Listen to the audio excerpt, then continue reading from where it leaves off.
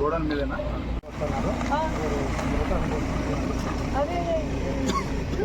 ఎన్నో బస్తాలు?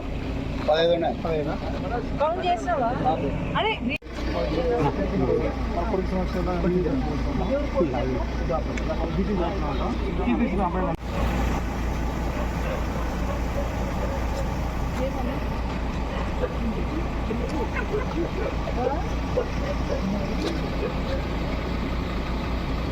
ఏంటి మా పరిస్థితి?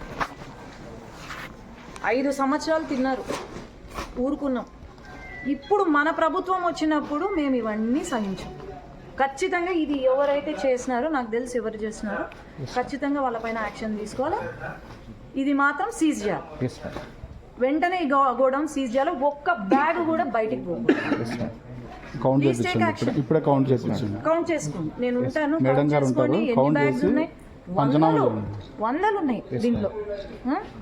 మరి ఏం చేయమంటారు చెప్పండి? మొత్తం